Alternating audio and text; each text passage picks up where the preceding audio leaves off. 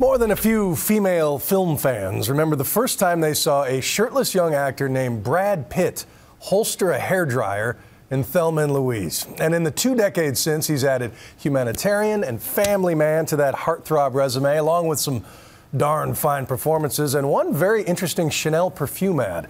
His latest film, Killing Me Softly, has him as a suave hitman alongside soprano star James Gandolfini, a guy who rarely does interviews, but the two could not resist a chat with my Nightline co-anchor, Cynthia McFadden.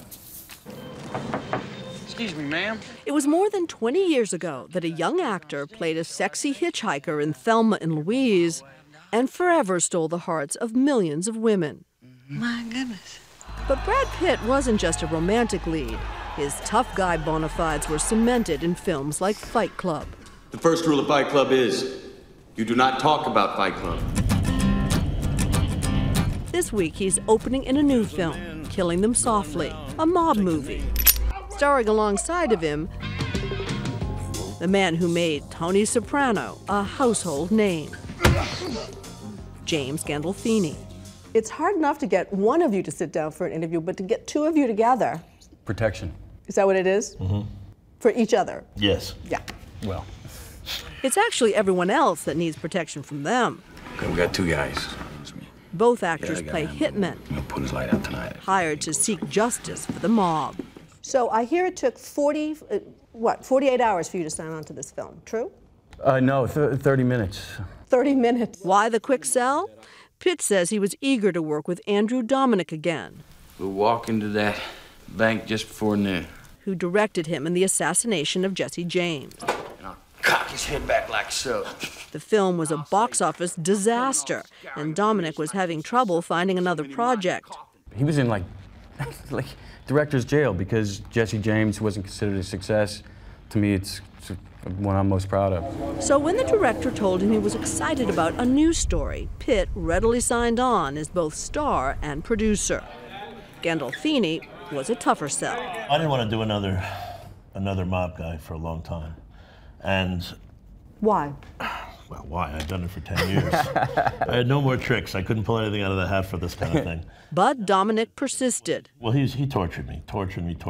And then I started thinking maybe I've done a bunch of these guys, and this is kind of the final nail in the coffin. This is where you are at the end.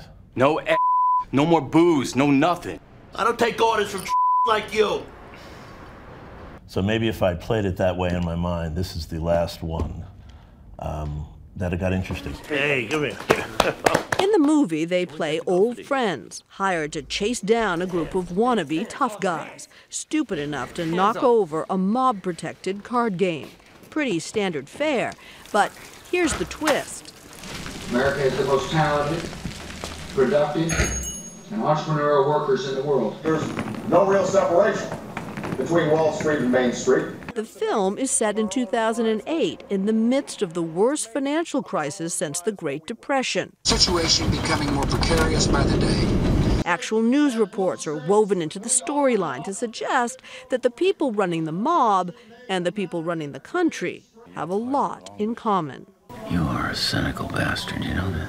Not even Thomas Jefferson escapes unscathed. He's a rich wine snob who's sick of paying taxes to the Brits. I've always been of the opinion that maybe crime movies are about capitalism. That's Andrew Dominik, the director. He also stopped by with another one of the film's stars, Ray Liotta. It's the genre where everyone's chasing a buck. It's generally about, the idea of getting rich quick. And I just saw parallels between that and what was going on with the bailout at the time, and it just seemed, kind of too good to ignore. America's not a country. It's just a business. Politics aside, those hoping for good old-fashioned mob movie violence will not be disappointed. And that's where Ray Liotta of Goodfellas fame comes in. He's used to dishing it out.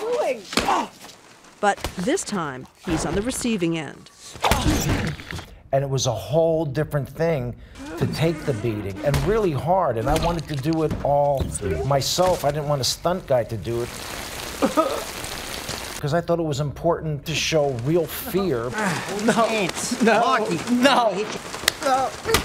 Action! While for Pitt, this film is a return to the tough guy role, Every journey ends, but we go on. lately we've seen a lot of his softer side. The world turns and we turn with it. All right, final question. I got to ask you. Oh, no. Oh, boy. Oh, You ready? no, that setup, you know something's coming. The Okay. Chanel ad. I got to ask you. What is it? What do you? What? Explain it to me. Can you? See, I kind of liked it. And you don't know what you're meant to be feeling. A lot of people didn't, and it's led to a whole series of YouTube parodies. My wheel turns, and I turn in it. Culminating in this send-up on Saturday Night Live. Wake up and smile at reality. I'm sorry, is there really no script? Because I've been talking to myself for like 2 hours straight and I'm starting to sound insane. I'm the wrong person to ask. Have you seen all the parodies and all that? No, I stay blissfully naive to the chatter out there in the world, but fair play, you know.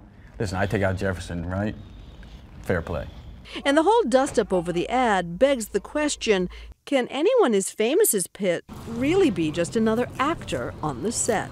Does he come in all big and movie starry or not? You know, he can get a bit movie starry when the light is fading. For some reason, he always just slows down, you know, like when he's walking to set. And the crew love it. They really adore it for some reason. When he pulls just a little bit of a movie star turn, everyone loves it. Drives me crazy. A small price to pay to work with Pitt, who, despite the cynicism of the character he plays on screen, ultimately finds hope in the movie's message. It's a reminder for us that human nature is what it is and unregulated. Many people will be damaged by it. Maybe there's a call for a higher definition of capitalism, a definition of responsible capitalism that does not feed off the backs of others. That's what I would like to see us head. That's where I'd like to see us go. That was well put. Well, thank you. You're welcome.